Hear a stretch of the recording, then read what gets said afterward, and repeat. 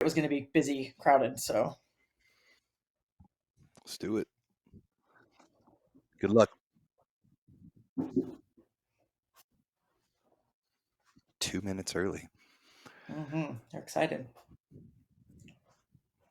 Let's get this, Wendy. Good luck. Yeah, have fun.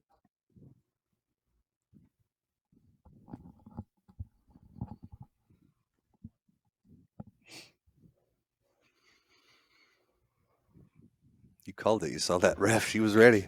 I think we're going to go. Here we go.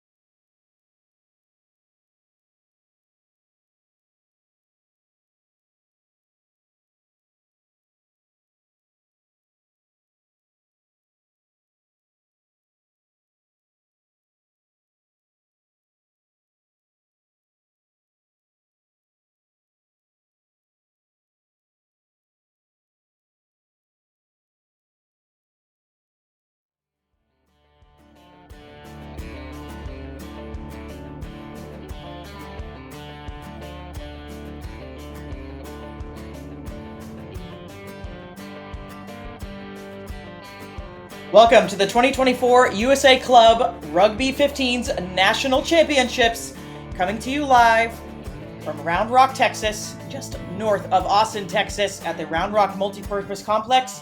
This is the 45th event of the Club National Championships for USA Rugby, and we are bringing you a massive one today. We start with Women's Division 1 Pittsburgh Forge versus the Utah Vipers. I'm Wendy Young, joined by Tim Wilkes. Tim, we are ecstatic for this one. What are we looking forward to?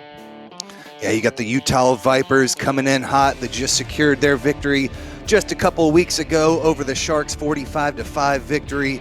On the other side, it is the Pittsburgh Forge, who haven't played their meaningful game, their last Super Regional, back in November, but they are red hot and ready to go. And we're going to take a look at this roster. Of course, our captain, Karina Sarver, is going to start us off with that C on her. Tim, give us a few tidbits here. You got Dvorak there at number 8. She loves to punch in once they get close to the line. Filipek, number 12, is a big-time try scorer, a D2 national championship victor in 12 and 14. And then you've got Holly Ingram on the outside, scored 2 tries in their last meaningful match back against Columbus in November. We'll take a look at Utah as well, led by Captain Shannon Woolley out of Kaysville, Utah. Tim, what do you got here? A couple U20, U23 Eagles on the roster. Etta Mailau, number 2 there, will be running the show from that hooker position. And number 12, Pepe Tumalatai, number 22-year-old standout, also a U18 and U23 player. And we are just moments away from kickoff. We appreciate you joining us on the Rugby Network for this stream. You can see out there the teams getting ready to go. The weather, spectacular, honestly, for this time of year, Tim. We're both here in Austin, and we know this weather well. It's partly cloudy out there and just 78 degrees. It may get a little bit warmer as we get later in the day, but we can see our match official in the center there. It's Katie Roth out of the Rocky Mountain taking charge of this match. Utah in that purple strip will get us started. They'll be kicking off to the Pittsburgh Forge. They'll be wearing a white strip today.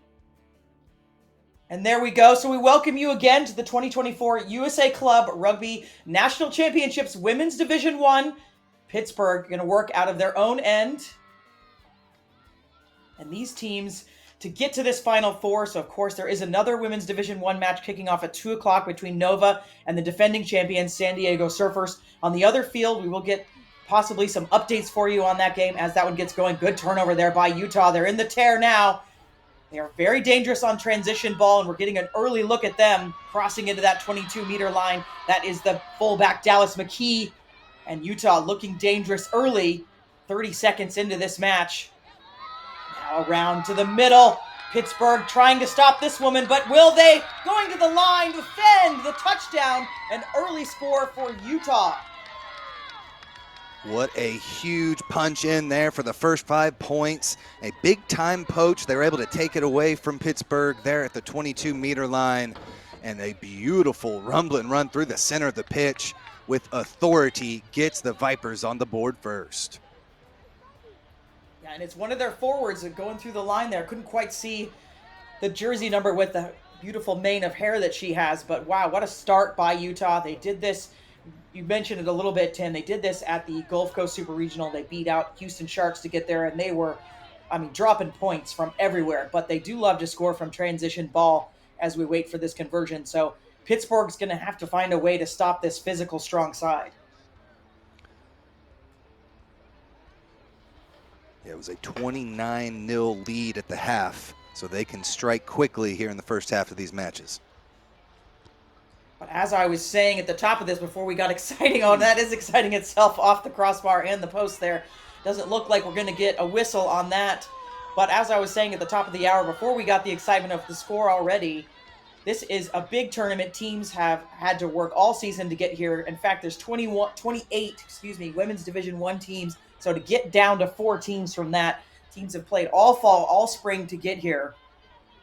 And this is their moment. Utah leading this one. Quick score, 5-0 over Pittsburgh Forge, which Forge are no, strangers to championships. Pittsburgh Forge have won the D2 National Championship before, so I don't expect them to just let this happen to them. They're going to have their statement here as they make this restart. It's quite deep, so Utah will have to work out of their own end. Utah, we won't often see them kick to clear. They do like to run the ball, and we're seeing that now as they carry forward just inside their 22-meter still. A little bit of a challenge there from Pittsburgh. Turnover. This is very good from Pittsburgh. Puts them inside the 22. They're going to go out to Cardamone. She's very dangerous. Hard to take down. Long legs. 28 years of age. 5'7". Been with Pittsburgh Forge for a very long time. We also see her on the Midwest Thunderbirds quite a bit.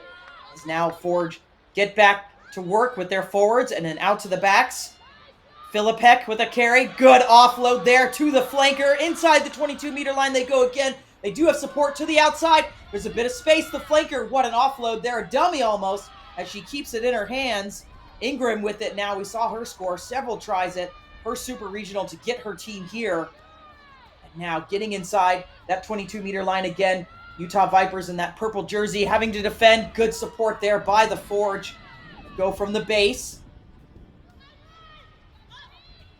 Just pounding away are the Forge. Lots of phases here. A bit of a challenge there, but stays with the women in white. Going to go out to the side now. What a good pass that is. There's space on the outside, but crushing defense, but didn't take her down, so she's in the open. It's Redshaw. Big pressure from Utah as they steal, so 2 turnovers. Pivotal in this first opening minutes of this match, 5 minutes. And I've already raised my voice several times as this match getting us going early at the 2024 USA Club National Championships in the Round Rock, Texas, Austin area. Utah going to run out of their own end. Pressure coming from the Forge, though. Another turnover. So Forge inside the 22-meter line again. Big pass inside. Is there space for Sarah Scott? Gets them ever closer, just outside that 5-meter line. Again, Utah deemed to have been offside, so not again. First penalty of the match there, but a flurry to start, Tim. Yeah, back and forth they go. A couple big-time poaches. Dvorak got them going there inside the 22, and it looks like they're going to set up for the kick here. A tough Vipers defense. They love to clog up the middle, but we did see there, Wendy, that beautiful skip pass to the outside. Things starting to open up a little bit on the edges for Pittsburgh. forward. This is a good move by them. Points against Utah are very difficult to come by. I like this decision to go ahead and try to get 3 points on the board with a penalty goal.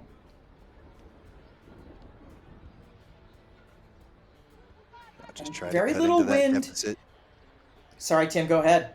I'll just try to cut into that deficit and keep things close, get points up on the board, and get things underway in this tough match. Flags are up.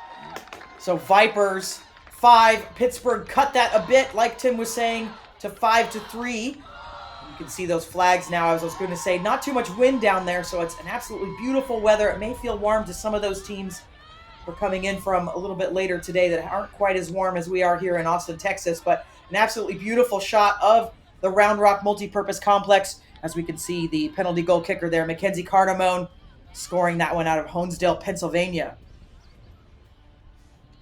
Yeah, out here on field 1, the turf field might heat up a little bit later on. Got the natural grass pitch on the other side of the building up here as we are ready to rock and roll again.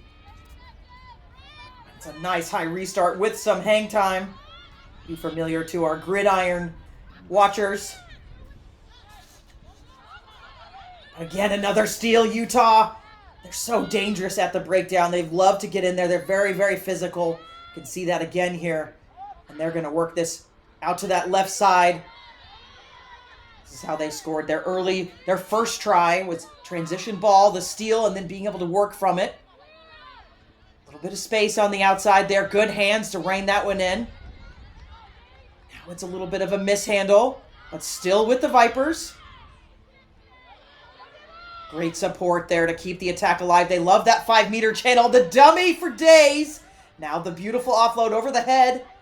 So hard to contain these hard runners. And they do play with almost that Polynesian or Fijian style, the Islander style sometimes, where they will be a little bit more loose with the ball. They're very comfortable with that style of play, though, as we see knock on and scrum to Pittsburgh. Yeah, a couple of good phases of play there to get it all the way to the outside. Did catch a number for our first try score. That was number 2, Etta Mailau, dotting at home. Again, Mailau, USA Eagles under 23 and U20 as well, and she has already got her team on the board with that 2-point lead. Fantastic work by her, slicing through that middle, and had a nice fend in there as well to introduce herself to Pittsburgh. Because these are teams that don't play each other in their normal regular season. Of course, these are the Utah from the Frontier Red River, so that's a cross-conference between the TRU teams, the Texas Rugby Union teams, and the Rocky Mountain team. So we've got Black Ice in there, Utah, Colorado Grey Wolves, and then on the the Texas side, we have the Austin Valkyries, the Houston Sharks. And so Pittsburgh plays in the Midwest, and there's quite a few more teams to name there, so I'm not sure I'm going to be able to get through all of those, but they won't play each other in their regular season.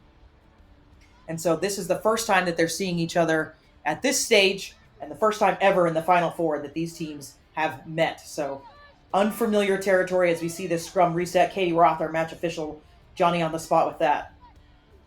I do have to apologize. Just getting word. It is number 8. It was Manuo that was able to score that first try, not number 2.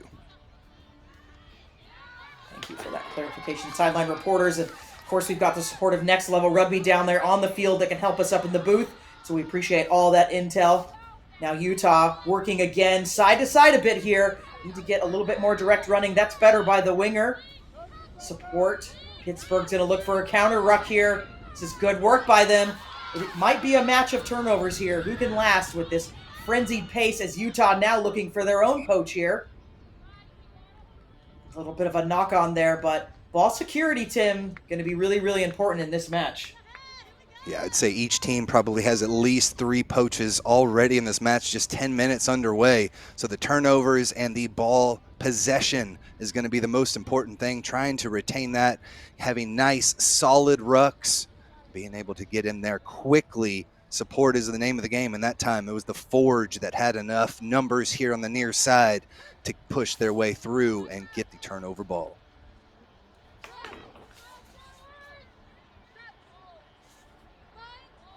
Jess Brown will have the put in for Pittsburgh, 28 years of age, 5'5", 135 pounds, out of Philadelphia, Pennsylvania, 9 years to the University of Pittsburgh.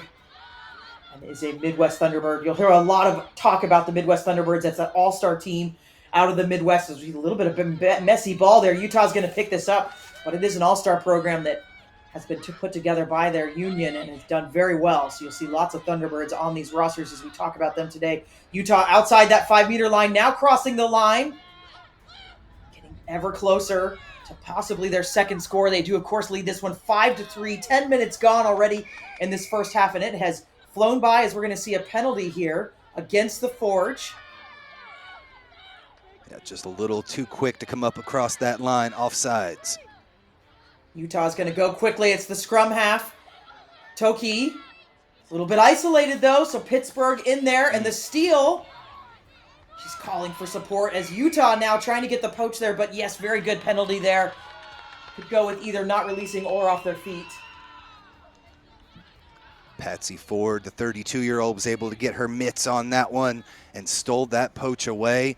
And now an opportunity here for the Forge to relieve a little bit of pressure with a kick. Mackenzie Cardamone will have the honors of that. Pushes it to that touch line. Out of Honesdale, Pennsylvania, has played for 10 years. USA Rugby League, so our family, sister sport, league capped, and also a Midwest Thunderbird. And she is a teacher for the visually impaired. And we get a good shot there of one of our assistant referees. That's Lindsay Oliver. Great fact about the two female referees for this crew today. Our center, of course, Katie Roth and Lindsay Oliver, are now part of the WPL panel, so the Women's Premier League panel. Their first time in that league, and they have been doing fantastic work up there. So applaud them for that and their efforts here at the National Championships. Good clearing ball by Pittsburgh. Utah going to go straight up the middle. Not afraid of contact is McKee. Now to that left side. Seeing some of that physicality down there. You can hear it and feel it, even up in the booth. Penalty against the Forge. Dangerous tackle.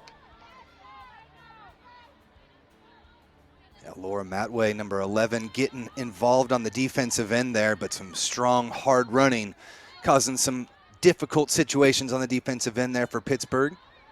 And now with a 2-point lead, a little bit of a question what they want to do here. They're going to keep ball in hand. No surprise there. Wanting to just always take it to the line. Pittsburgh, though, is going to steal this one back. If we had stats on steals, it would be off the charts already. But it's equal across the board, I would say. And then that just keeps it at a frenetic pace, and it's hard to keep this up where you never get kind of a break. You never get in your rhythm as there's another turnover. Utah with it now. So fitness could become a factor in this game. A little bit of a loose ball there, so a knock on. And that might be where everybody's going to kind of get their break, Tim, is at these set pieces. Yeah, it looked like the Vipers were coming out red hot. Had that first try, but really, as you mentioned, the poaches from Pittsburgh have been stifling the attack time and time again, and really haven't been able to put more than, 2 or 3 phases together each time there for the Vipers.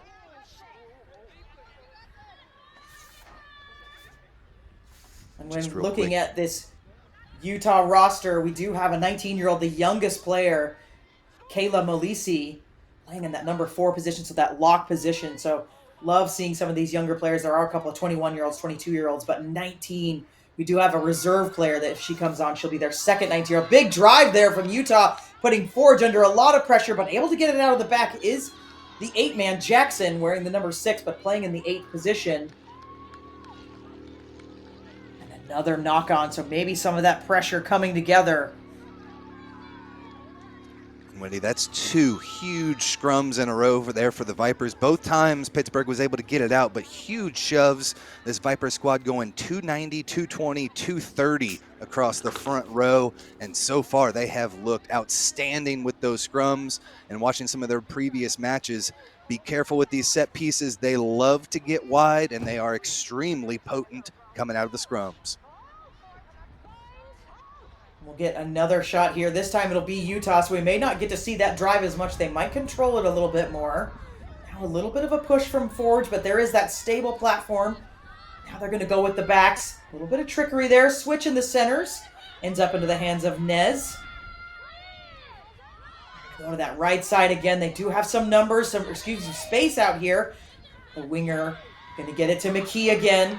She loves to run off that shoulder.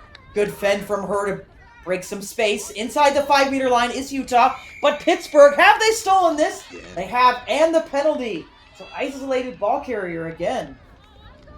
Wendy, that's the third time with inside their own 5-meter line that they have been able to rip it out of the Vipers' hands. And again, sitting here with the kick to relieve pressure. Time and time again, they're getting pounded on, but they have done a fantastic job with the defense from inside their own 22. It's that tough, where you've got a breakaway play, and we're going to get another look at this, but a breakaway play, and maybe the support isn't quite there, and you're leaving them, so you not get a breakaway, essentially, right? So you slow yourself down, and so you can have support. It's a tough one.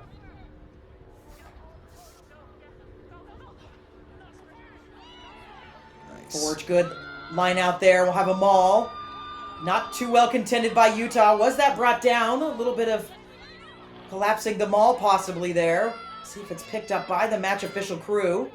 Now stolen by Utah again, though. Pittsburgh Forge may have gotten this one back. It's tough to... So much action is happening right down in those breakdowns, and just a little bit of frustration there by the Forge. So a knock on. This is a really good opportunity for Utah. We might actually get to see some of the drive, Tim. Oh yeah, like I said, last time it was a very close call for Pittsburgh to be able to scoop it out the back, moving the wrong direction the entire time, but they did a good job getting it through the feet quickly. Pressure is on here, just 7 meters out.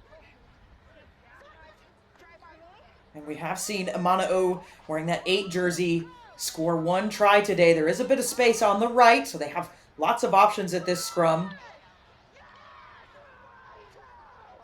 And she is going to take it herself and just drive across that 5-meter line into touch, though. It's the right idea, maybe execution, and good defense. Forge getting it done on the defensive end again, this time on the near side. Laura Matway, the winger, getting her nose in there against the forwards and assists on that tackle to send it out. Another turnover, an opportunity here with the line out. Last time went with that driving maul. See if they're able to progress. Still pinned 5 meters from their own try line. We're rounding up to that 18th minute. Vipers 5-3 lead, but it's been a tussle. Lots of turnover ball. Nobody able to really kind of get in their groove, I would say. Nice little driving maul again by the Forge. Penalty, though. Going to be in from the side.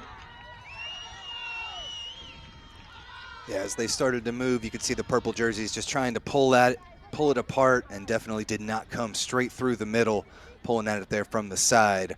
And our third kick here from inside their 22, and the Forge still with another line out pinned inside that line. And this is making it difficult for them to get out, essentially. They're having to, if they can't get a great clearing kick, like you're saying, Tim, you can't work out, you can't relieve the pressure on yourself. So this is all benefiting Utah at this point. I do see, Forge, of course, it's a penalty, so it's their line out, so they're going to get a little more space out of this, but you'd like to see them get out of their own end under a bit of pressure. They're going to rock and roll and go right off the top. It's a messy ball, though. They have to fall on it. Utah's going to pounce all over that. You can see them dragging those players back. Now the clearing kick. A little bit of a challenge there. The flanker may have gotten her hands on it as it did go short, so now it's into Utah hands again. Mylau taking this one up. 2 bites at the apple for her. Gonna go from the base. It's the hooker, Malisi, the 19-year-old out of Glendale, Utah. Now the loose head prop Teo. Loose ball again. A scrum. This time it's going to stay with Utah.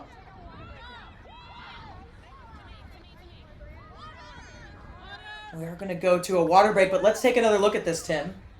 Yeah, here on the outside, and you see that the hooker taking on the winger, and Laura Matway has really done a good job on the defensive end, just sizing up that attacker and taking it on, and then eventually able to stifle that attack again as we see the water coming out, getting the refreshments, getting rehydrated as we are ready just about here for the next 20 minutes of the first half. And it has been a really interesting half. Utah with an early score, went up the gut and scored right in the middle of the post. A little bit to the side because the kick was missed, 5-3. And then Cardamone from Pittsburgh Forge able to get that penalty goal. We stand at 5 points to 3. And of course, we appreciate you joining us here on the Rugby Network for the 2024 USA Club Rugby National Championships. It's our 45th event. Started in 1979. And our women's Division 1, of course, our 2 o'clock game. The second women's D1 will be kicking off on field 2 in just a moment. In about 30 minutes, Nova taking on a San Diego Surfers, defending champion. So we know San Diego wants to get back to the final if they can, but they've got to go through a formidable Nova side, Tim. What do we think we're going to expect in that match?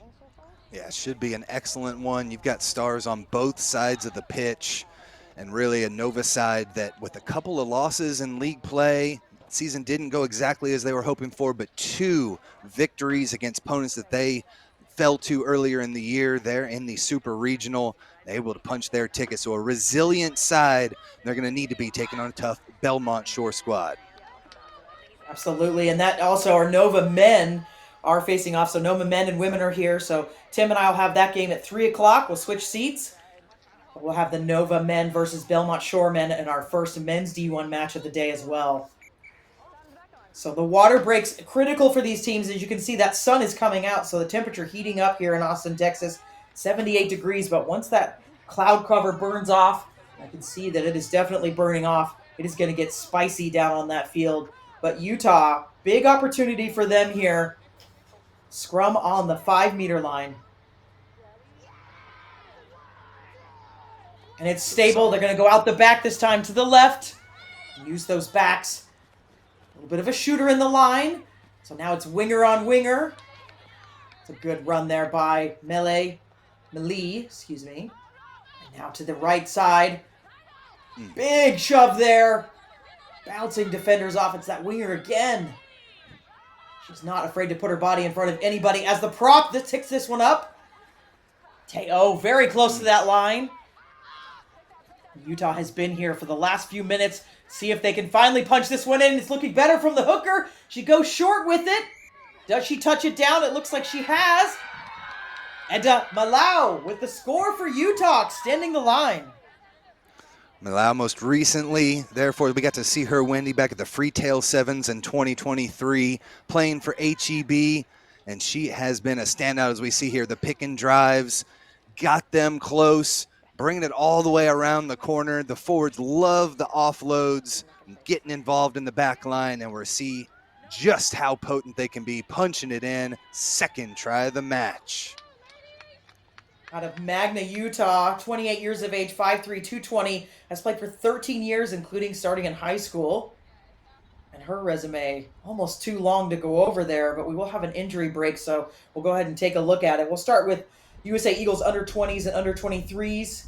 Played against Canada a couple of times. Asia Pacific Cup winner in 2019 with Samoa. International Women's Rugby, Samoa 15s as well. So quite the resume for her. And that is just her international piece. She's got quite a bit locally and regionally as well. As we wait for Shannon Woolley, the captain, the conversion attempt. This time it is true. So Utah extending that lead, 12-3 over Pittsburgh. Now looking like maybe they are hitting their stride.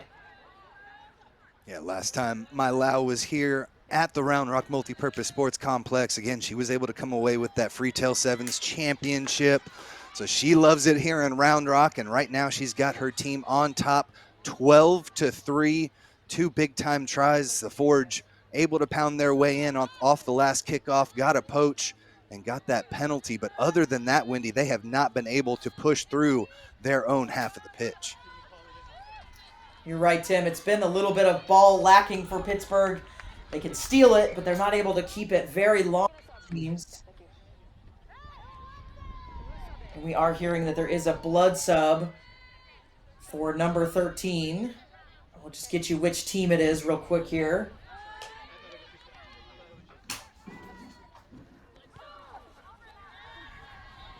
The restart, Forge, Pittsburgh 13 with a blood sub, so they will have a little bit of time so we can see that. Number 23 has come in.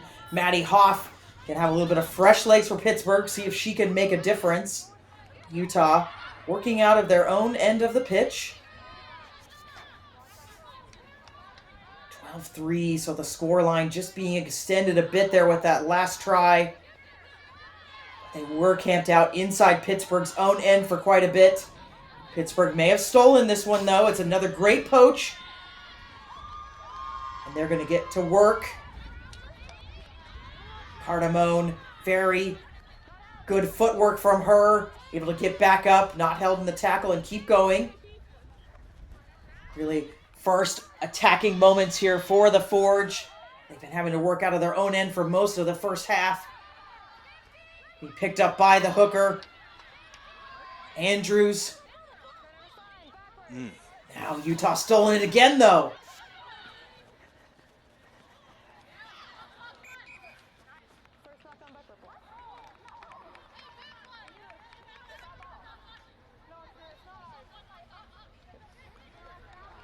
So we'll take a look there. Utah reciprocating the poach. Getting the ball back, but just a little bit off the hands there. A knock on will give the Forge the put into the scrum just outside the 22-meter line. And Wendy, this is a team that through the year have a 37-10 average score, beating opponents by 27 points a match. They know how to put up points, and here's their next opportunity just outside the 22.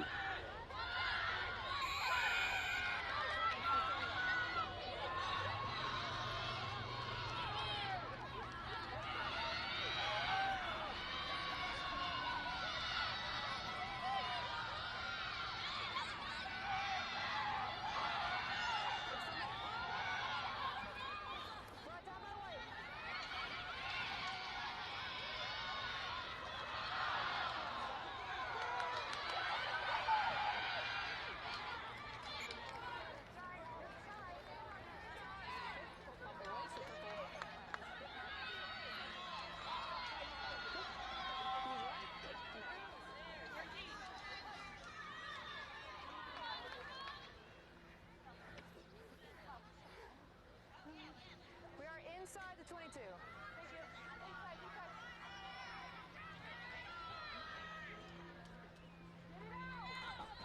Line out here for the Utah Vipers. Vipers right at that 22-meter line. Look to set this one up, and a nice tap down. Woolley gets it going again here for the Vipers inside their own 22. Last time they were down here, Forge were able to poach it away and got that kick to put their 3 points up on the board. But right now the Vipers, ball in hand, still trying to push their way forward outside their 22. Back again, Toki off to the left, keeping it in tight here with the forward pack.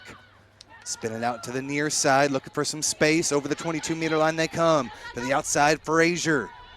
Big time double tackle there for the Forge. Ball was out, playable, but the Vipers are able to retain possession.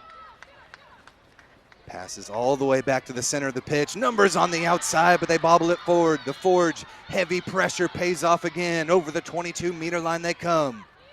Vipers got right into it, but knocked it on there in the process of the ruck. It'll be a scrum to the Forge inside the 22-meter line.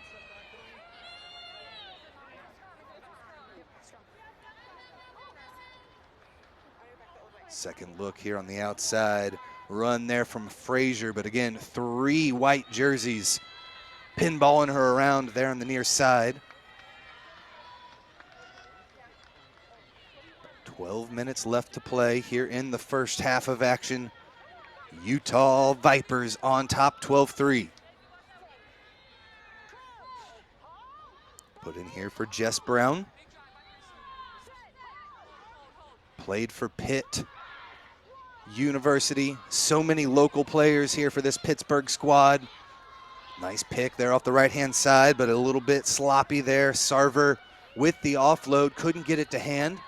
They're having to scramble for possession. Loss of about 10 meters there. but off their feet were the Vipers there in the ruck. Gotta stay on your feet. Went down and covered it up. Penalty against the Vipers.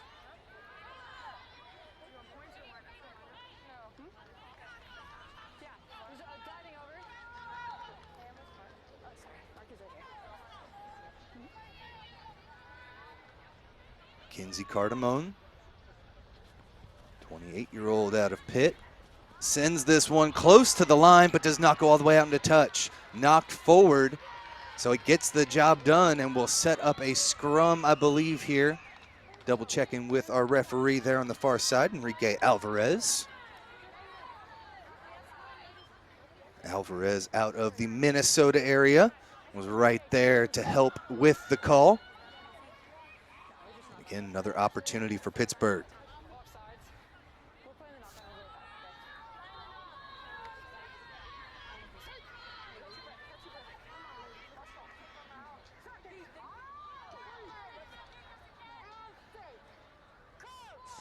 Put in here for Jess Brown. Huge drives there from the Vipers early. So quick to get it out of there, have been Pittsburgh. There it comes again, beautifully skipped between the legs there. Karina Sarver gets it out nicely. Here to the near side, Red Shaw into contact, but the Vipers are able to poach it away. Tavita takes it back for the Vipers. And they're able to retain possession, but still inside their own 22. Neither team with the great exit strategy, and this has been the best attacking opportunity here in the last little bit for the Forge, but Utah dancing around one, gets it to the outside. Again, a heavy contest there at the ruck for Pittsburgh.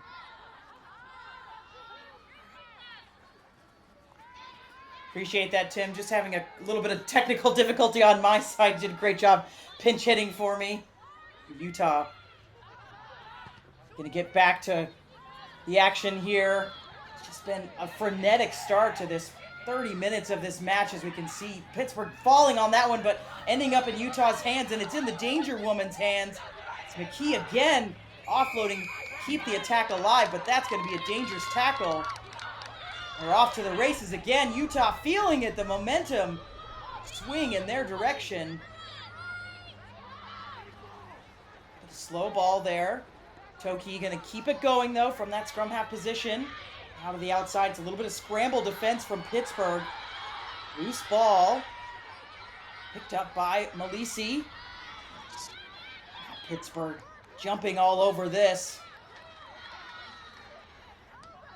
Looking for a counter ruck possibly, are the Forge, but it's going to stay with Utah. Another penalty. They're starting to stack up for the Forge. But it's what they needed here for the Vipers as we take a second look. So much of the last 10 minutes played inside their own half. Not rolling away is going to be the call. Too much of a contest for it there. And now an opportunity. Let's see if we saw the first kick of the match here a little while ago for Utah. Looks like they're going to set it up again.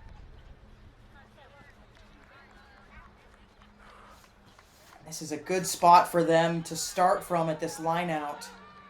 Of course, they're leading 12-3.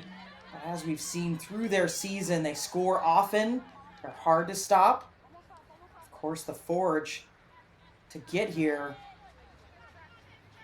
had to work really hard. They won the Midwest East Premiership 7-1. And then they beat the Chicago Lions 16-12 in the semifinals and Columbus 28-5 in the championship.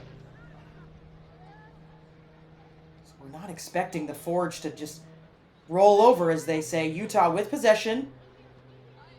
Skip pass in the line, though. Fullback inserting. McKee with a dummy. She's got space on the outside if she needs it. A little bit of support from the winger. But Forge, another beautiful poach. Now Utah will take it back, though. Nice. Again, just absolute carnage at these breakdowns. So hard to work from it when you're not sure if you've stolen it or if you've retained your ball.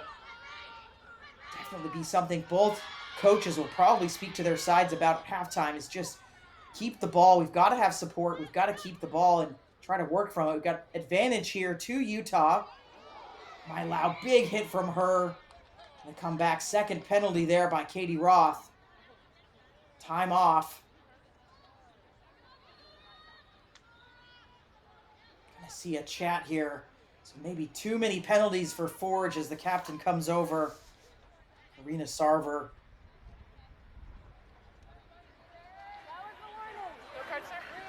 No card that one. Warning? Say warning, yes. Lady, warning about Yes, let's have her be seen first. Yeah, a little bit of a warning there for the Forge, but boy, the tenacity that they are showing on the defensive end, time and time again, just laying their bodies on the line for some of these tackles. An incredible effort here from Pittsburgh, and they are never going to be out of this one when they play defense like this, turning the defense into offense with the poaches. Great tenacity with the Utah Vipers trying to push their way forward. That's a deep kick, still bouncing on that turf. A return from Forge. Gets them out of trouble, but still ends up going to be Utah ball. 7 minutes left in this first half. Mark's right there. Yeah, great clearance, though, on a very tough angle there. Best kick we've seen there from Pittsburgh. Pushes them back a bit, but again, the Vipers with just over 6 minutes left to play here in the half, looking to punch their third try in. A little bit of an overthrow there. Still ends up with Utah.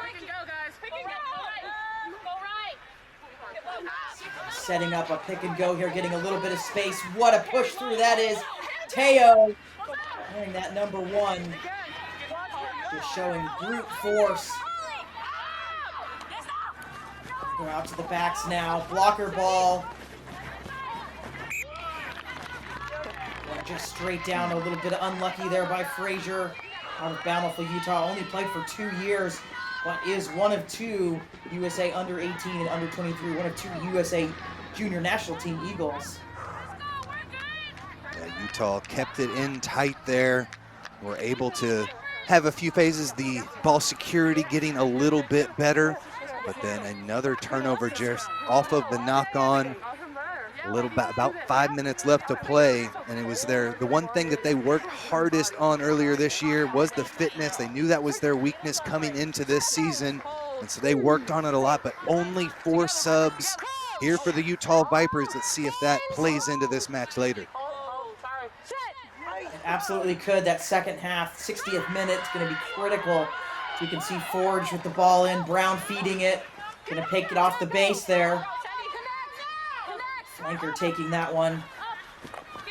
And now a little show and go from the fly half, that delay pass.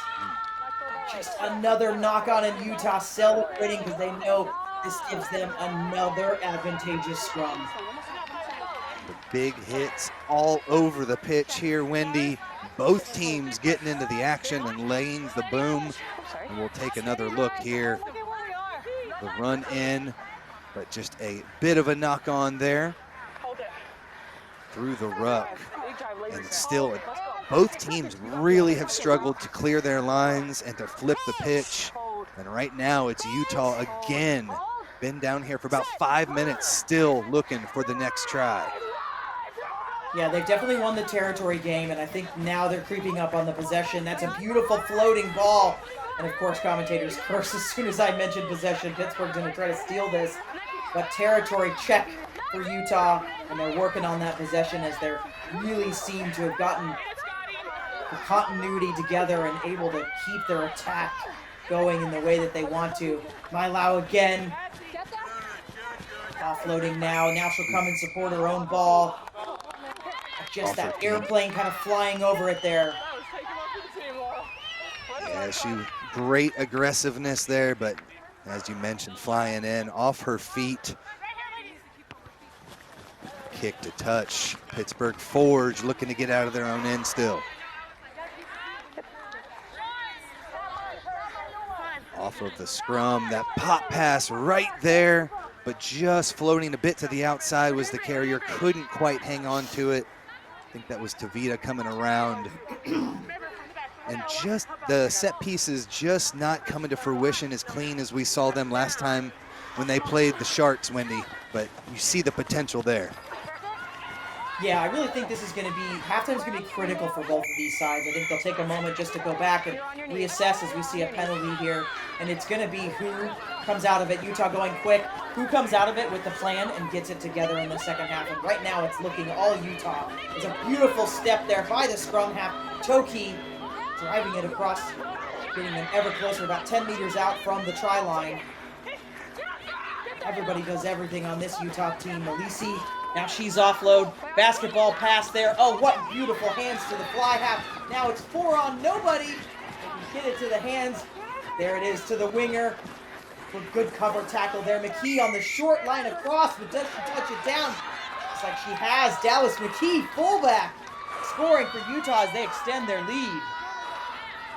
Yeah, great work there on the outside. I think that was Malie and McKee, both back and forth, and it was a beautiful little inside pass that was able to take them the distance. Good job by the Forge to fringe to the outside, but the Vipers just too much tenacity and were able to get their way in. Their third try of the match, Wendy, continue to extend this lead. Yeah, I think what we've been talking about, they're starting to get the gears. They're moving now. Maybe we've gotten some WD-40 on them, and it's starting to click for Utah. Pittsburgh having to play a lot of defense, and that is absolutely exhausting. And we know the temperature is rising out there as well. Now it's about 80 degrees, and it looks like that sun has come out, and it's going to start to bake these teams. That turf pitch definitely increases the temperature there on field. Let's see if they can extend it now.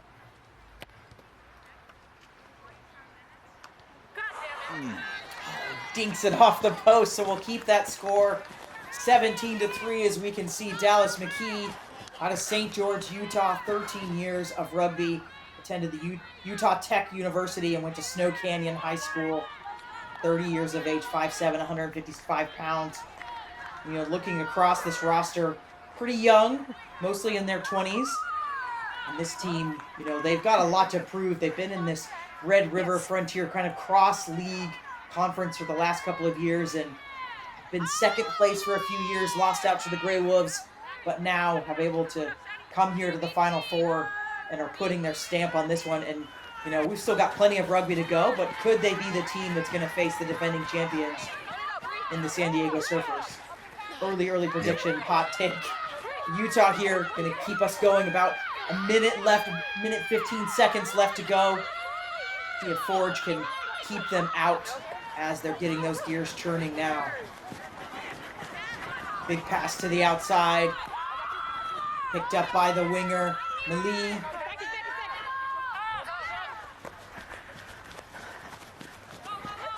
Forge just having to defend so hard.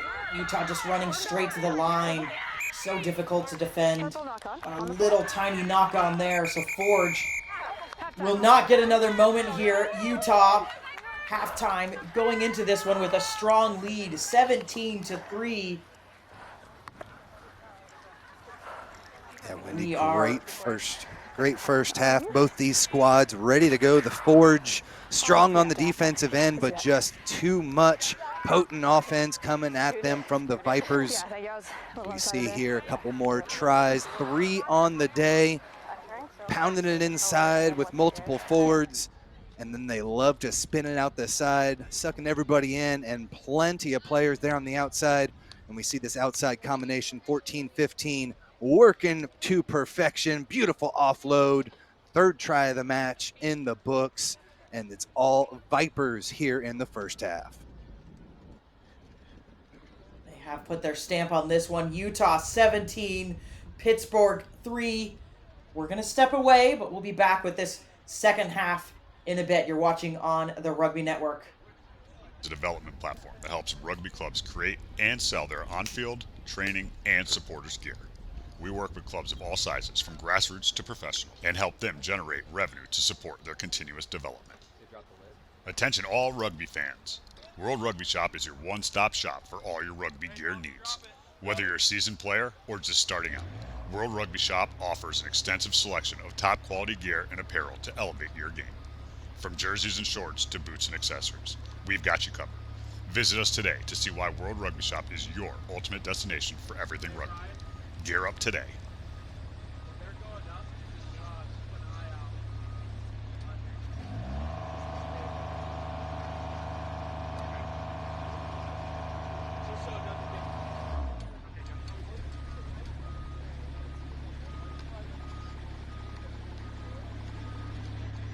Yeah, dude, like the first 5 minutes, this was like too tight, so this cable that was plugged into this was like constricting me from going that way. And I was like, what the fuck? Then I like moved it over real quick and gave me a little bit of slack. And then I had to fix this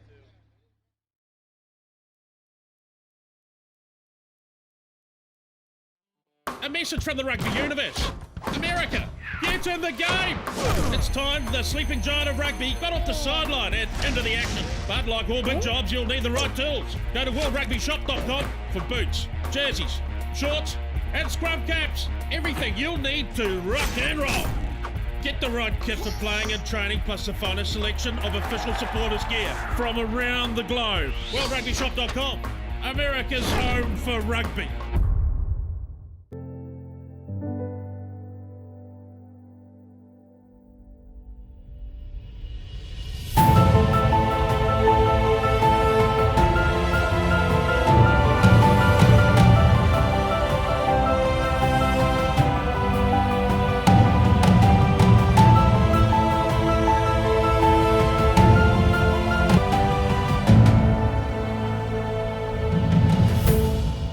To understand the game in its fullest, you need to understand what's happening to the ball.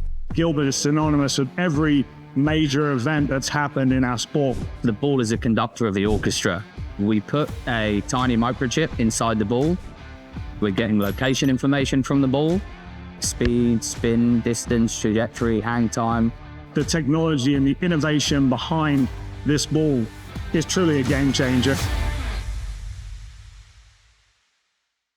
There might be some dark days, and who have you relied on, and who's been sort of your support system to get you through those times? For me, especially with this whole process, has been, talking to my loved ones and my close family. Especially when I'm on the road, get a bit of homesickness, but fortunately with technology these days, I'm able to call the missus, call my parents, stay connected with the people who supported me through all my tough times. When the times get toughest, those are the people that I turn to, and God is who I turn to, and I've been able to get strength from it. Making sure you're managing your relationships, leaning on the people that you know you can lean on, has been huge. It's a really important thing for the players to know, to talk to someone, to open. How brilliant is it in terms of having this teammate environment that obviously you go out there physically and try and dominate with each other, but then again, it's that sort of camaraderie that's so important to then having good mental well-being. I think you build so many great friends throughout rugby that is like my safe place. Your life is kind of like a stool. If you only have rugby and there's only one peg,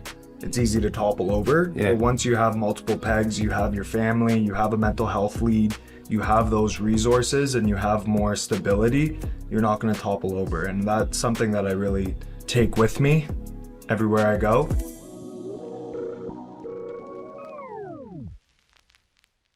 Welcome to the Rugby Rundown on the Rugby Network, as we bring you your weekly rugby fix. With the big news, special guests, and unparalleled access, this is your rugby show. Watch exclusively on the Rugby Network.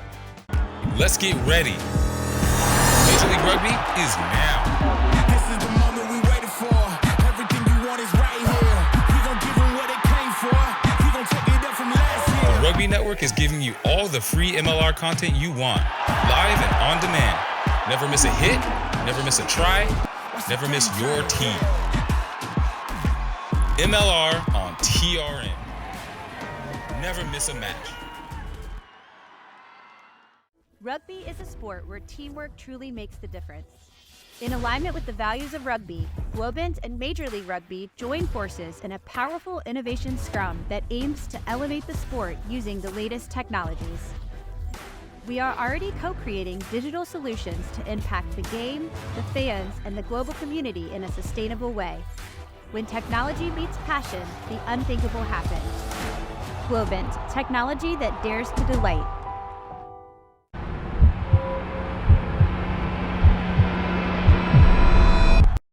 The moment you have all been waiting for has finally arrived. The first rugby game that allows you to play and get rewards is now live. Step into tournaments, be the ultimate manager, earn free jerseys and match tickets. It is the heart of rugby, now in digital glory. Build your strategy using real player cards. It's your game, your moves. Buy, trade, play, and create your lineup. For cards, your legacy. Experience rugby like never before. Take your fantasy rugby experience to the next level. Join Overlay.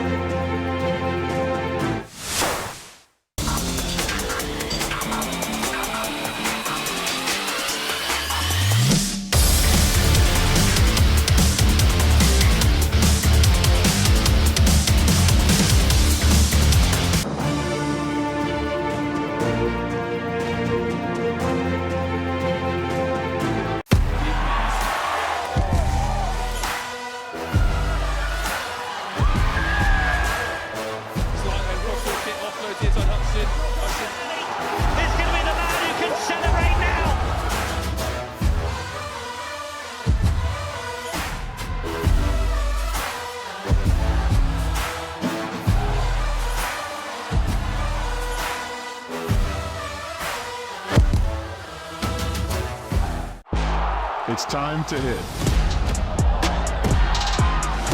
It's time to pass. It's time to train, step, and tackle. It's time for tradition. And time for brotherhood. It's rugby time, America. It's rugby time, America. Folks, we are here to make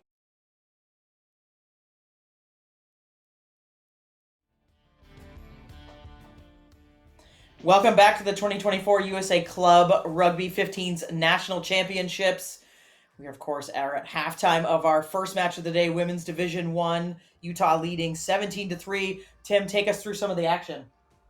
Yeah, early there, it was Manuo taking it in the first minute of action. You see that strong drive there from the Vipers, putting pressure on the Forge throughout the day, and knock-ons have been a lot of trouble there for Pittsburgh. Had the 3 points up on the board, but it's 3 tries there for Utah as we see them continuing to pound it in. The forwards have been tough, and then able to get it to the outside edges as well for points, but the hits have been abundant, Wendy, all over the pitch. The Forge are not letting down, but too much power and pace coming in there. My Lau gets it in, kick through as well. Woodley nails that one. 2 kicks off the post, so 4 points sitting off the pitch there for the Utah Vipers in a strong first half. And we welcome you back to the action at Round Rock, a multi-purpose complex just north of Austin, Texas, where all of these teams have come together. And of course, this is the first game of many this weekend. What a breakthrough that is for Utah out in the open. He's already scored 1 try earlier in the match. I believe, wow, Tabika gonna take that one all the way, and what a start from Utah. A huge try to kick off the action in this Utah squad. Average wins on the year by 32 points. They know how to put up big numbers up on the scoreboard, and they have left right where they, started right where they left off there in the first half. Another try, 3rd in a row, and they're really starting to click now. Just a fantastic individual effort by the 36-year-old out of Cottonwood Heights, Utah. 12 years of rugby experience, putting it on the board to extend that lead, and have to feel for the Forge here. Really tough. You want to be the one that does that first in the second half of the match. Almost have to just write that one off and act like this restart here in a moment is going to be just the start of the second half. As we await the conversion attempt by Willie, the captain. That one is true. 2 conversion attempts for her on the day. And another look at this fantastic run. Tavita, the mother of 4, takes it the distance and dots it down. Look at that pace to be able to break through the line and then take that one a full 60+ meters for the big time try. What a great effort in the exact right way. We talked about it at halftime. These 2 teams, it was gonna be who makes the bigger changes and can get their team on the right foot, and the Utah Vipers strike first. That they do, and they get the ball back in the cool game of rugby. You make it, you take it. Utah's gonna get right back to what they do, and what can the Forge do here? What is their answer for this? Physical side. McKee has been key for them at fullback today. See a little bit of a counter ruck there by Cardamone of the Forge, but stays with the Vipers, and another little double. What more? Gets through that line, turns a half break into a big break. That's Toki. Forge not afraid to try to get the Utah team off this ball. So they are in those breakdowns. Again, Forge just in there. I think they think this might be the only way they could get the ball at this point. We have seen Utah in the last 20 minutes of the first half. They had a lot of the possession. They definitely had all the territory. And now Forge penalized. Sarver there caught on the wrong side of the ruck, not rolling away the call, and not what they wanted. Their biggest points earlier, the 3 they got, was off of the kickoff, had them pinned in, and like you said, able to rip it out of there with the poach. But an opportunity for the Vipers here, center of the pitch, probably not looking for the kick, but they look to progress down that midfield stripe and get back into Pittsburgh territory. Deeper ball, that one on the pass back, but Utah getting closer to that halfway line. We did see them camped out, pushing Pittsburgh back in their own end for most of that last 20 minutes of the first half, where they really started to get their engines roaring. And they are right back at it here. Gonna go skip pass, big fend there, and there's another one. That's Banuch all the way, going to get Utah. The Forge have an answer for this electric play. Canuch there with the fend and then the speed to finish it off. And the Vipers, their second try here in the first 10 minutes. As we take a second look over the 22-meter line, too much pace. But again, a big, powerful fend to get her going. 5'10", tough to bring down.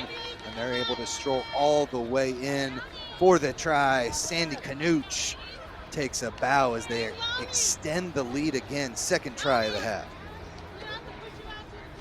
Sandy, 29 years of age, 5'10", 200 pounds, Grantsville, Utah. Played only for 5 years and attended the Brigham Young University there in Salt Lake City. Excuse me, is it in Provo? I forget where BYU is. That's a homage to my heritage from being from Utah. Woolley puts that one through to extend the lead. Did see her, Tim, you mentioned when we were chatting at halftime, she did hit a couple off the post in the crossbar, but looking true now. So you see Canuch again, just showing that power, pushing those defenders off to extend this lead for Utah. You can hear that hometown crowd. Those ones that they brought with them are loving this action in our first match of the day, first Women's Division I match. Great to have the crowds here, both these fields with full stadium seating. Great to see the fans here in Austin, ready for action. These teams trying to take home a national championship, and the Vipers looking strong here in the second half. But Pittsburgh, this is where they excelled, off the defensive end, turning that into offense, and with another opportunity inside the 22. And we are seeing some new jerseys on the pitch. I see Caitlin Evans wearing 22.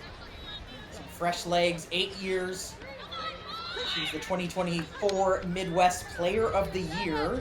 So that's not a bad sub. See her at that flank position. Also a geologist. Professional life. Forge will work from this scrum. Nice little between the legs, getting a bit of space for the scrum half. Nice little skip pass. Now there's space on the outside. It's a bounce pass into Matway's hands eventually. Deemed a knock on. Want that one back, you'd think, for Forge. It was a good setup. They had one around the outside the defense.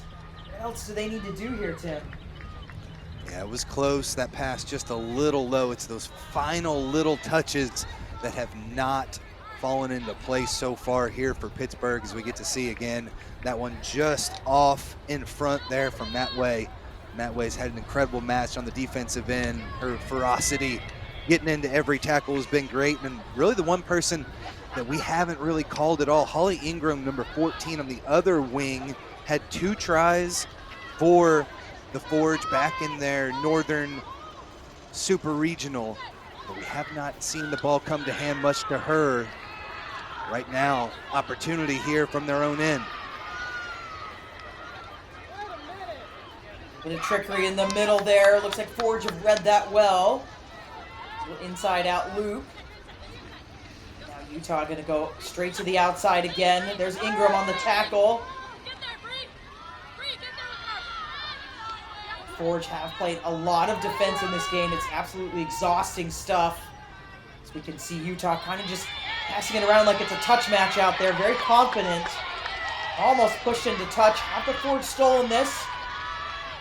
Like it has been stolen. It's a great job by Cardamone. Now Forge on a tear. Fresh legs of Evans coming in. Penalty though, it's a good steal by Utah to spoil again the attack of the Forge. The Forge might have had more poaches in the first half, but Utah not far behind, and the Forge have not gotten much better there with the ball security. Another turnover in Viper territory allows them to relieve pressure here. High kick there. As you can see, the Forge supporters are on the rail, rallying their side.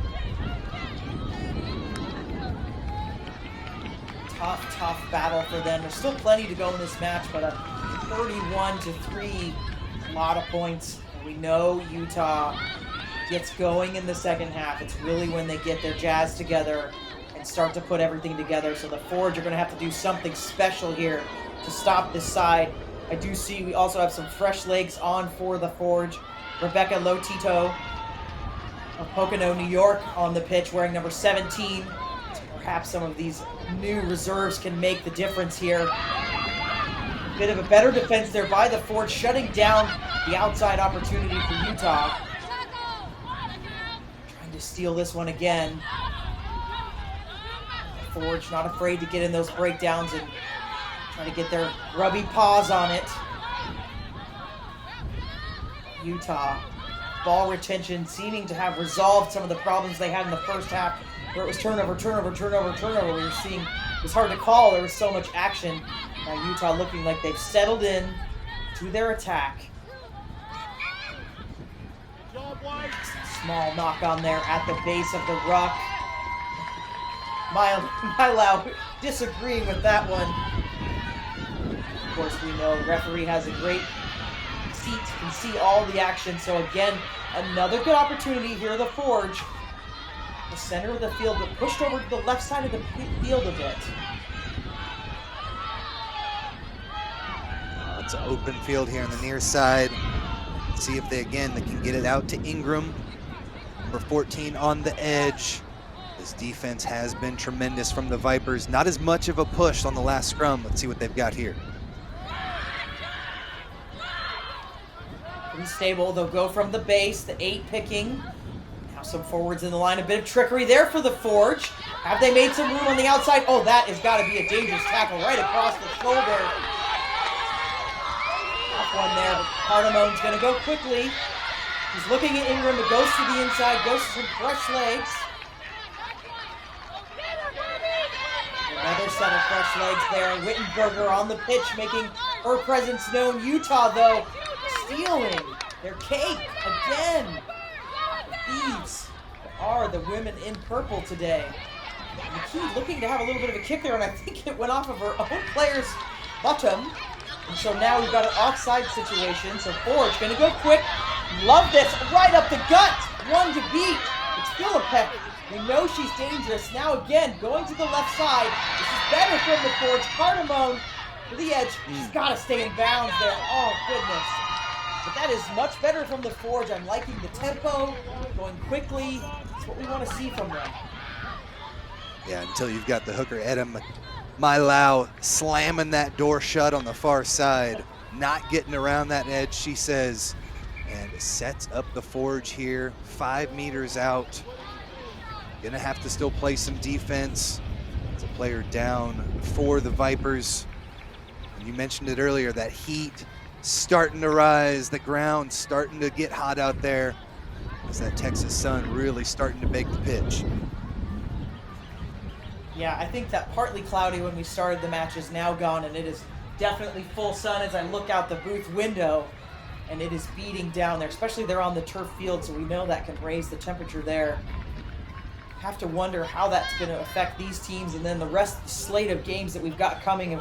Our 2 o'clock women's D1 Nova versus San Diego has kicked off on the other field, the grass field, and then we will have a 3 o'clock Central men's D1 Nova taking on Belmont Shore. And then at 4 o'clock, our last match of the first day of our national championships will be Dallas Reds taking on St. Louis Bombers in our second men's D1 match of the day. And of course, we've got a full slate of matches for you tomorrow, starting with men's D3 and then followed by women's D2, men's D2, and then Sunday we're going to give out hardware. So it's a full weekend at the Round Rock Multipurpose Complex. We hope you join us all weekend on the Rugby Network for all of this action. Pittsburgh Forge line out, not quite going to hand. It does end up in their hands though, so they've got the ball inside the 5-meter line. This is a big opportunity for the Forge. It's Evans on the carry. She is driven back. They're going to get to work here. We need to see some action from them. Really, we would need to see a try here to keep the belief alive. Out to the fly half. Cardamone now looking out to the wing. It's Ingram, so dangerous. But was that pass forward? It was just not going Forge's way this weekend. Had numbers there, and the defense has been good. Able to put a lot of pressure. We see here the pick and go right into a brick wall of purple jerseys. Gets repelled back a couple of meters. And Wendy, they are so good right around the edges of the ruck. They're able to cover that up. And Pittsburgh, we've really only seen them go around that defense a couple of times. That's what they're going to need to do to score.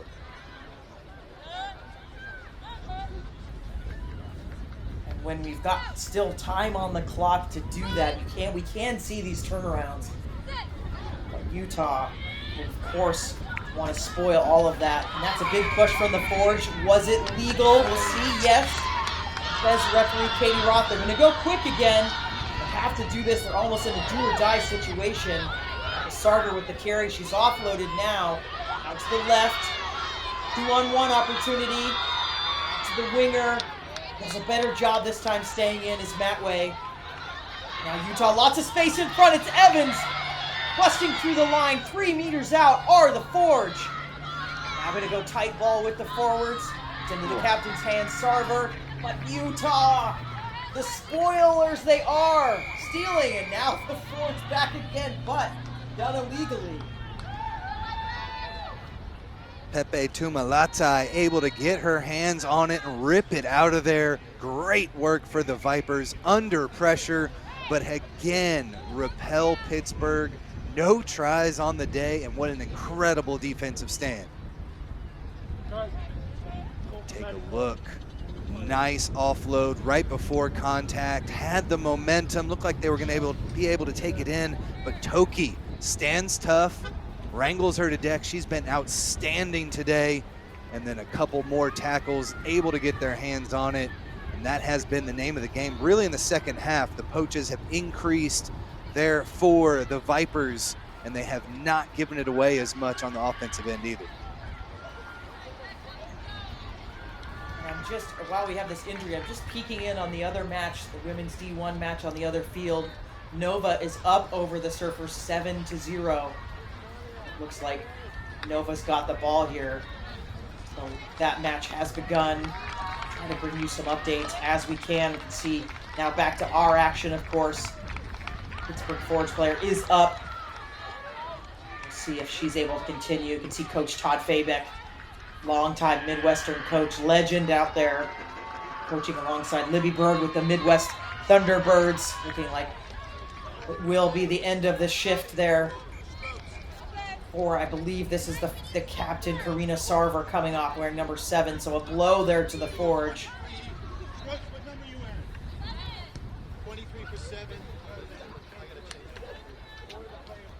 Utah clearing their lines there. They will have this line out.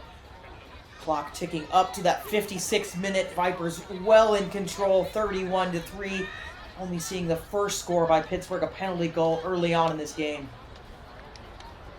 Coming on, number 23, Maddie Hoff, a second-year player, just 22 years old, out of Pitt. Comes onto the pitch for Sarver. Some fresh legs here.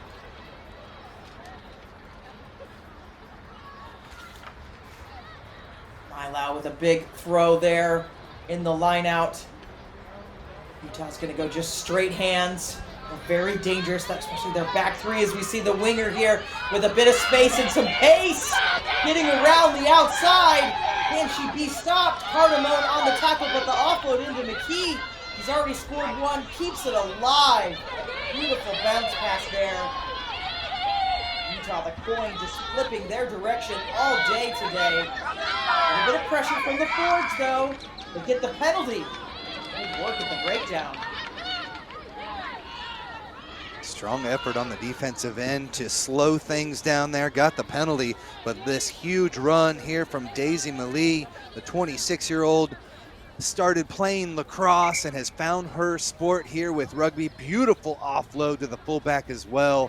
Great work to punch their way down and through. But again, an opportunity here for the Forge. They're going to have to go a long ways to get back on the board.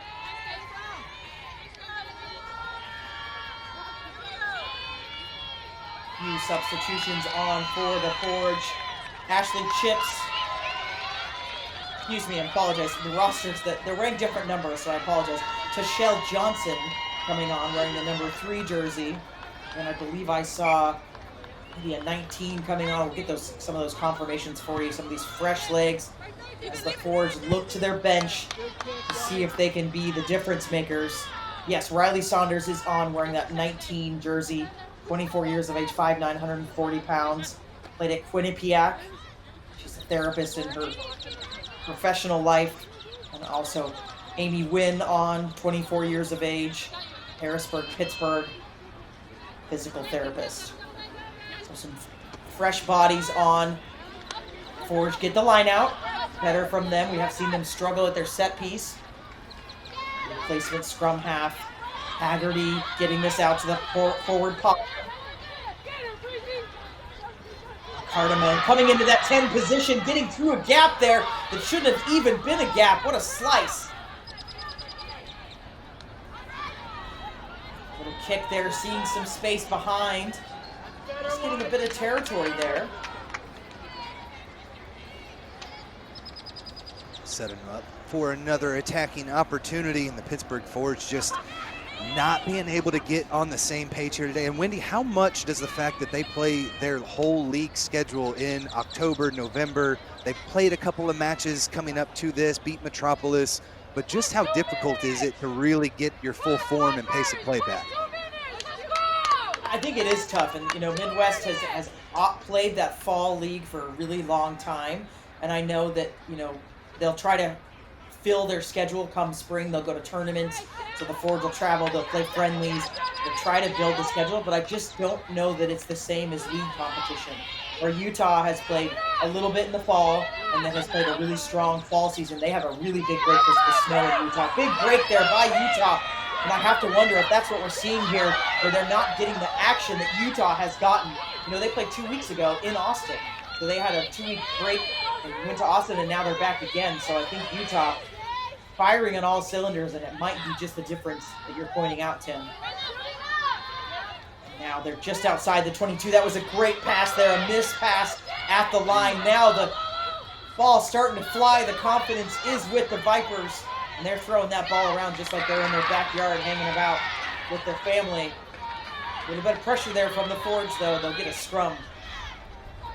Yeah, that's when you know the Vipers are clicking. The pop passes from the deck, the offloads with that forward pack. Tremendous passing here, but this time ends in the knock-on there on the outside. But I love how they're able to get the forwards on the edges, not afraid to play ball in hand with them. And I think that'll take us to our second water break here, Wendy. It will, and Utah, strong lead here, 31-3 in our first women's D1 match of the weekend. And our semifinal action continuing over on the other field. The Surfers have just scored to bring that score over there. Nova 7, San Diego Surfers 5. They're about 14 and a half minutes in over there as well. And, you know, let's take a look at some of the huge carries that have been coming out of Utah. Yeah, Daisy Malee, the 26-year-old, all the way down the sideline. You see the Forge there throwing numbers at it, but just the offloads that we talked about have been so potent for the Vipers. Big time fend there. Great effort coming in there from Nez, number 13. But again, the Forge, you got to give it to them. Their tenacity on the defensive end has been incredible, but on the opposite side of the pitch, the Utah Vipers defense only giving up 3 points here in this national semifinal. They have been incredible and have barely given any opportunity for line breaks for the Forge today. It's been a tough one for the Forge as we get ready to go for our last 20 minutes. We're going to take another look at this one by the Forge. Yeah, strong almost run Houdini-like there by Cardamone. Just absolutely spectacular individual effort.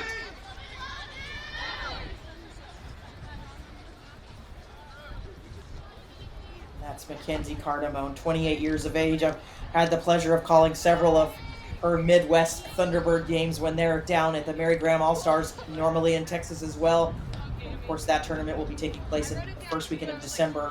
And it is a revival. It's in its 8th year, so I guess I could stop calling it a revival, but it's a tournament that mimics the NASCs or the ITTs, where the All-Star teams of the unions get together.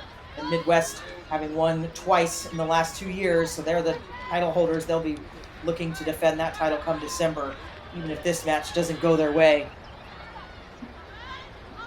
A bit of space here. It's Matway. Offload is good. Gonna work on the outside here. One to beat. It's Ingram finally with a little bit of ball in hand. Oh, just a small, tiny knock on there.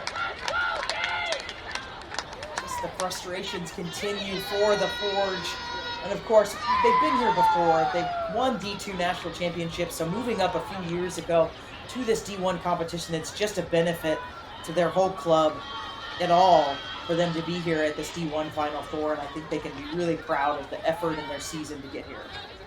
Yeah, you called it the frustration there being shown by Ingram. Had the opportunity, was brought down. You see the tenacity, though, tries to get back up. She had the numbers there with her.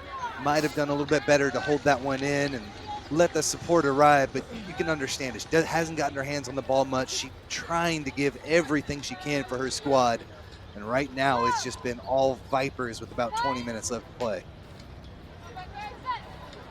Vipers with another chance here, starting inside Pittsburgh's 22-meter. A little bit of a push there from the Forge. Able to get it out of the back. It's a nice cover tackle by Evans, who's come on in this second half and made a big impact for the Forge. Cutter ball, so inside. Carry there by Nez. Utah just relying on their forwards to be the stalwarts. And then McKee now, fullback position. Melee as well, having to work hard to keep that ball with Utah. Green grass out here as it goes to the Captain Woolley. What an offload there. And Melee again, she's circled around from the other side of the pitch to keep this ball alive. Utah does have one player receiving a bit of attention as the Forge steal this. They're going to clear their lines. Nobody back. Big territory gain. What a bounce. That one into the hands from that way. Does she have the pace? She will. It's a late score by the Forge, which shows they are not done. That was fantastic by the Forge. Laura Matway, beloved by this Forge family, a fan favorite, gets it done. And Wendy, we've been talking about her throughout the match on the defensive end, sticking her nose into tough tackles time and time again all over the pitch. And she is finally rewarded with a huge try, shows that speed down the sideline. You have to take another look at that. Beautiful. She did a great job finding that open space, catches it at pace, had one to beat, but just too much speed around the corner. And again, she has had an outstanding match for her team and dots it down, puts an exclamation point on her. The first try of the match for the Forge, still with about 15 minutes left to play, but a great effort there for Pittsburgh. This conversion important. If there's any sniff of a comeback at once, you start with a converted try and you can hear the crowd there. As they get the conversion, Cardamone bring their score to 10. And that might just be what they need to get this attack going for the Forge. It's still a long road back, but that certainly puts a little bit more gas in the tank for Forge. It shows the speed they have there on the edges. First time we've really seen that chip kick. They had one back there. McKee was back deep for Utah, but plenty of space there up over the line. And really the best line break, best offensive effort that we've seen for the Forge. They're gonna get the ball back. Another chance for them. Going to the boot again. That one deflected, so nobody's off the sides here. It's anyone's ball. It comes in with the Vipers. Just seeing in the other match on field 2, Nova has just scored, extending their lead over the Surfers 12-5 with the conversion to come.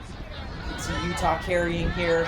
Evans again, double tackle with her teammate for the Forge. McKee keeping it herself. Beautiful offload to the inside. Just a bit of a loose ball. Matway picks it up. Try scorer. Hero for the Forge. Going to be a scrum. Again, good use of hands there for the Vipers. But the knock-on stifles that attack. This Forge squad just looking for opportunities here. After that kick, has us here 31-10 the score here for Pittsburgh, but in their own half. And Wendy, we saw the line break with the kick. They've got to have precision here on the set piece. They do. Kicking game is an interesting change for the Forge late in this game to see if they go to it again. They do have those fresh legs on. Go with the 8 pick. The shovel.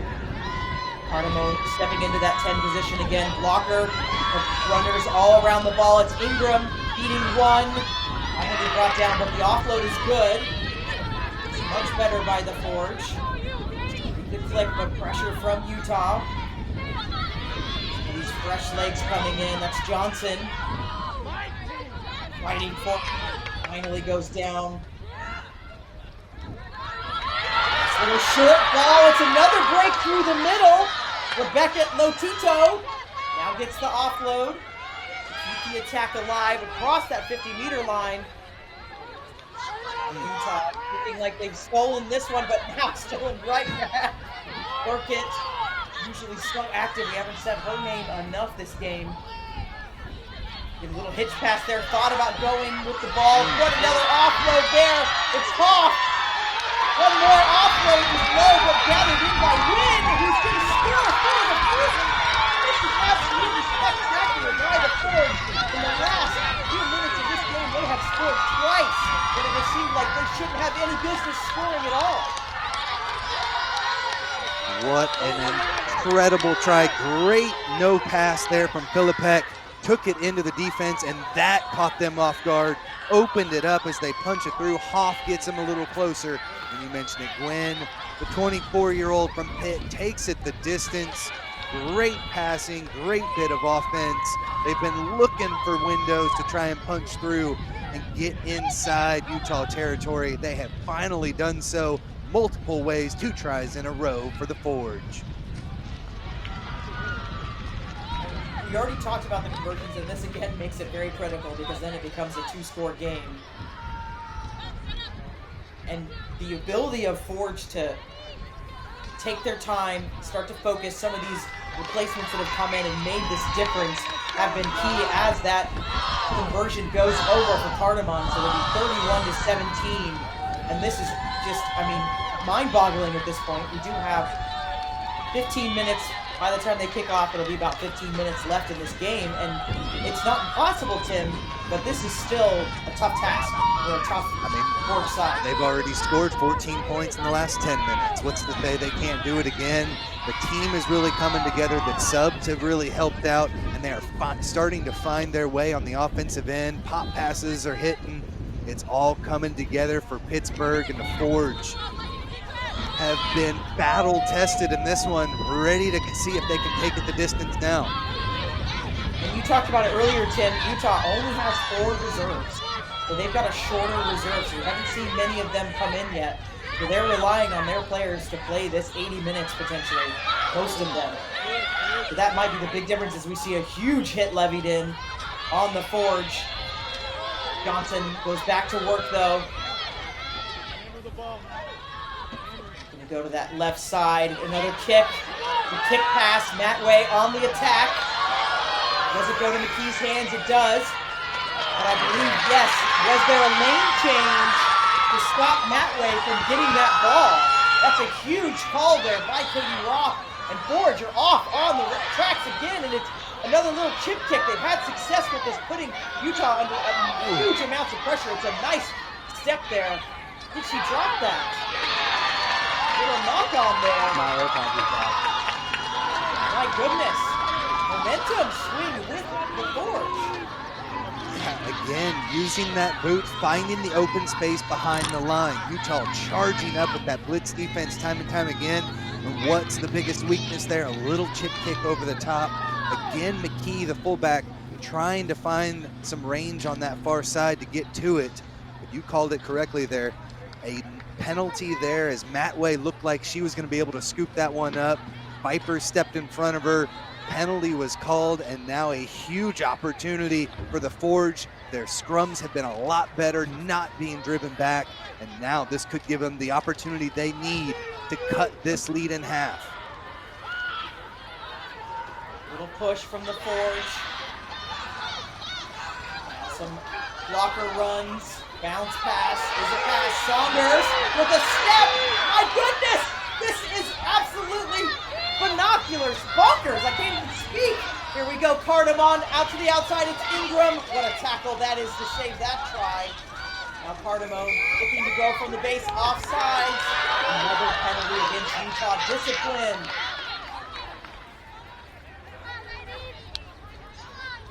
Cardamom looking like maybe going to go quick, but changing to the line out. I think that's the right call there, Tim. Great bit of action here off of the set piece. Good use of hands, and then the things opening up a little bit there. Gap down the center. Great run from Riley Saunders. She comes in and scores tries. That's her job on this squad, and came so close here. Big time tackle on the outside there from Melee as well. Hall getting all the way to the 2-meter line.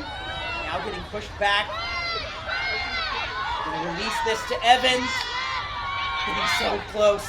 Meter away now. We do have a Utah player in there. Have they stolen this? Not legally. Gonna go quick again. Gonna go from the 5. Wittenberger wanting to go fast. We've got a player down for Utah, so it will stay with the Forge. Imagine we'll go time off on the clock here, so 12 minutes, a little bit under 12 minutes on our clock. But the comeback on. Oh, so now we're having a chat. Yeah, multiple penalties there.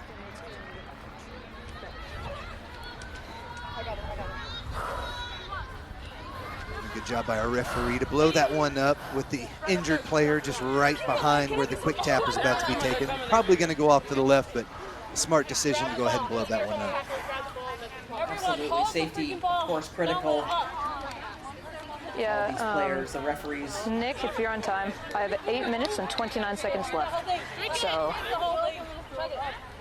All right, so that time check from Katie Roth, 8.5 minutes left. So apologize for our clock being a little bit wrong there. So a little bit less time than we thought, but still doable if the Vipers can keep this momentum going in their direction. It's been tremendous play. About the last 15 minutes of action, it's been all Pittsburgh. Again, the Vipers opened up this half with 2 straight tries. It looked like they were going to put this one away. 31-3 was our score, but it is all up in the air now. 2 tries away. Can they get into this match with 1 more to cut it in half? They begin the comeback again. It's into Evans' hands. He's come on and been spectacular for the Forge. Now the scrum half moving it left. Lots of space out there. It's into Ingram's hands. Double tackle. Fighting to keep that ball. Now it's loose again. It might be on that line. It's so close. Held up.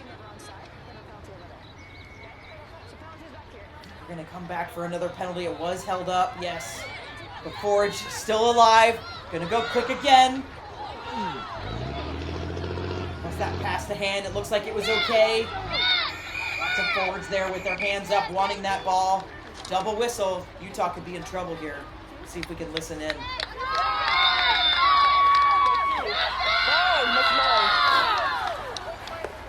3 penalties in a row.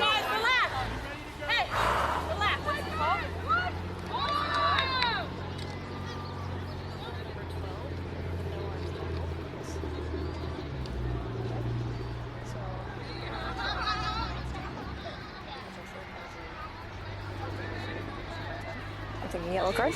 I agree. Okay. Okay, captain and 13. Okay. Both captains or Shannon? Mainly Shannon, and you're number 13. 13? Pepe? Sorry, 12. 12? 12, you sure 12? 12. Daisy? 12. Okay. Pepe. 12. Pepe. Okay. So there was a no wrap tackle, and that is your 3rd penalty in a row within the 22, so it's going to be a yellow card to her. Okay. You got it. Ladies, wrap. Hold your ball up right here. Really good process there by our match official team. Okay, we'll wait for her to be off. Yep, you can get the ball. This is the mark. All right. This is the mark. Compounded by the repeated infringements there. So Time's now back on. Utah will play the rest No of wrap. the match Great. infringements there. Don't wait. And Forge gets to keep this alive. With another opportunity for them. They're going to go split forwards. It's into Johnson's hands. Now back to the left side. Really tight running channels here. It's Ingram. She did it in the Northern Super Regional and does it here. A critical try for the Forge. Great use of hands. Pushed it through the middle a couple times and then spun it outside. Even had a few more players out there on the edges as well.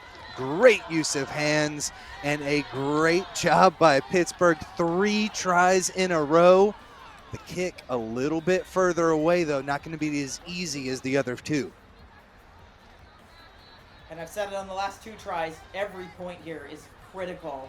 Cardamone, pressure on her to make this kick. Otherwise, it's still a 2-score game. If she can make this kick, then it's a 7-point game with time on the clock. And Forge will have done the unthinkable here, being down at the half. 17-3 with Utah scoring really quickly in the second half. Just a spectacular effort by the Forge. And no good. You can see those Utah players celebrating that a bit. They know how tight this is. That keeps this one a 2-score game as we take a second look at the try. Beautiful use of hands all the way through. bring the final defenders to you and pop it to the outside. Finding Filipek, the 38-year-old, takes it in for the try. Great job here by the Forge. Just looking for something else here. They're down. It's a 2-score game with that missed kick. She was 3 for 3 on the day. Definitely the most difficult. Great act, almost had it, but it sets up the fact here that they still need 2 more to be able to get back into it. Dude, looks like we've got a Utah player down. So time off. And this one, I think, tough, right? If Utah survives and goes through, a win's a win. And they'll have to be able to get this together to play whoever is winning the second women's D1, which right now Nova's winning 12-5 over the Surfers. But have to figure out a way to be able to play this 80 minutes with the limited number of players they've got. They do get a day of rest tomorrow. Or do the Forge get through with a miraculous comeback here? I mean, this last 5 minutes is just, you can just feel the tension. Yeah, and we mentioned with only the 4 subs, we see this player here injured as well. I think that's maybe the second time we've seen the cramps kind of coming at her as well. So, but mostly they've remained pretty healthy for the most part, and that's exactly what they need as we push through to Sunday as well. We'll take a sub coming in here, but great effort there for the Vipers, leaving it all out on the pitch. Wish her well. As the restart, the Vipers will get us going again. And we are, officially into referee time. Thinking there's 5 or 6 minutes left. A short little restart there, but gathered in by the Forge, who seemed to have fixed their ball retention issues and really started to gel as a side to score all their tries in this second half. Penalty advantage. Cardamone's going to put the boot to it and just see if they can get some space. It's worked for them the last few times. It's Matway again. He does get it, but it's going to be isolated into touch. Was that advantage gained? Territory definitely, but maybe think about in the back of your head as a former referee that maybe that one goes back. Yeah, I think the fact that she was able to scoop it up, she was ushered into touch very quick, but at the same time, maybe if you have some support there, somebody she could pass it back to keep things moving. As you see the Forge crowd there in the black and gold, up and down the sideline. Been a great force out there, letting their team know that they are supported, 9 points away from punching their ticket to the national championship match. That's a steal by the Forge. Maybe a little knock on there. Was there a knock in the line out first? Okay, so not straight in the line out. The Forge will pick a scrum, so they're still alive. Now it's several formulas out there. It's a converted try, a penalty goal. It's 2 tries. It's a lot of action that Forge have to do here, as that clock is their enemy. Take a look at the line out here. Not too often ends up going across on the other side for a not straight, but an opportunity here for them. The scrums have been much better in the second half. Much more stable platform as they'll reset this one. And we've seen some good movements out the back as well through these set pieces. What an incredible last 20 minutes of this match. Again, Wendy, it was 31-3 just about 20 minutes ago. Yeah, this is one to come back and watch, regardless of the outcome. It's a fantastic match, and if you turned it off at halftime, you're missing a game. So we hope you called all your friends and got them back on the horn. As we can see Forge now. Wow, Cardamone fooled everybody there. She's got one to beat. Buys time to get the offload. Now it's all the way out to the winger's hands. It's Ingram keeping them alive. It's by the toenails that the Forge are hanging on here. Now what a crash ball! Try-saving tackle, though, by the winger. Stolen by Utah. We saw this so much in the first half. Utah stealing this. And with every time they do that, stealing away the Forge's hope of a comeback. Yeah, just a little too stranded there as they were able to push through the game line multiple times.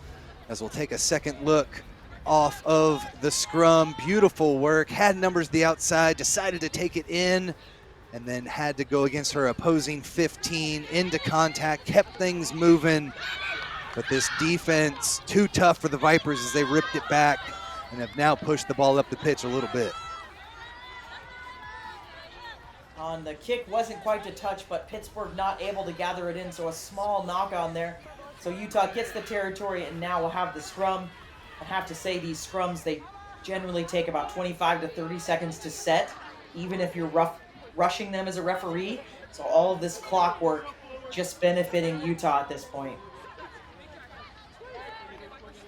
That has been the danger woman right there throughout these last 20 minutes. McKee, that was Cardamone, tremendous effort. The free kick. Forge will go fast. They don't have a choice at this point. Every second matters. Will be the lock taking it in, Burkett. And on the other field can see now we've got a tie match over there. They're almost to halftime.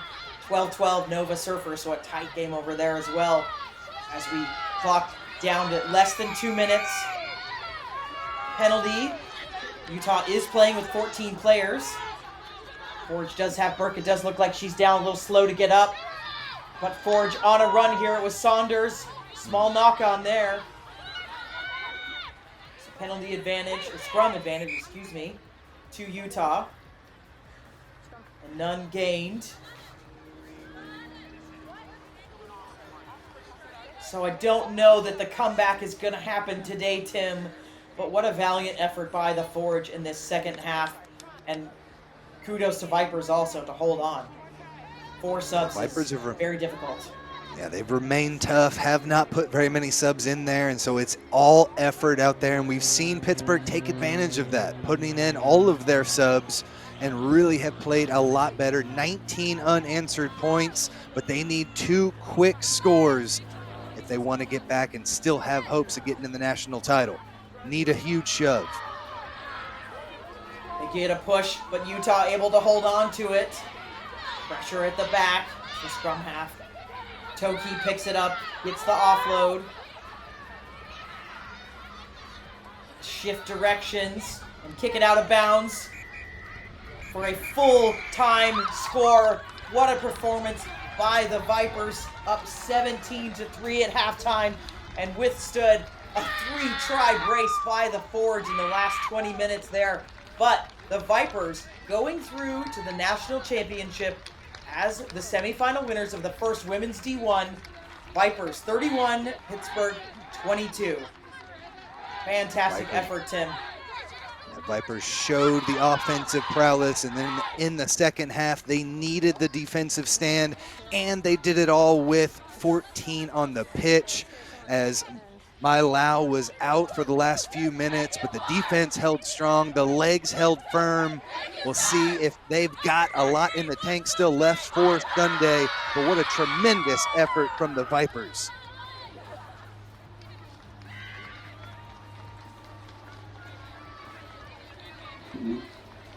Take a look at some of the action of this match.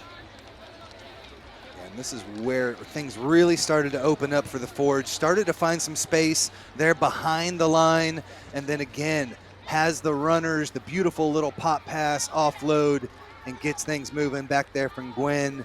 But in the end, the Vipers held strong and put their foot forward and punched their ticket to the national championship. Remember, stay tuned. The other semifinal taking place right now as well.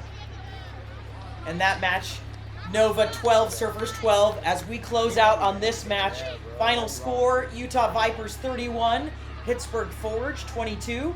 We'll see the Vipers again on Sunday in the Women's D1 National Championship match. Wendy Young and Tim Wilkes signing off. Appreciate you watching us on the Rugby Network. Stay tuned for the rest of the weekend. Folks, we are here to make the fast food business faster. Many times we don't really know what to order, but there is a part of your body that always does. Introducing Taste ID. Taste ID will revolutionize the way that your consumers consume. With just one generous lick, Can we go in? Nope, sorry.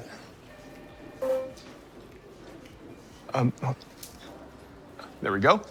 Taste ID will create and order exactly the combo you would like to eat. And apologies, there's just the one prototype, so y'all just feel free to share. How do you know our customers will like it? Like it? They're gonna lick it. Nice. Go ahead, lick it, Bob. It has an antivirus. You gotta lick it to get the French fries, Bob. Come on, where's the Bob we saw last night at the hotel bar? Get a technology partner that knows your business and your consumers. Globant, technology that really dares to delight.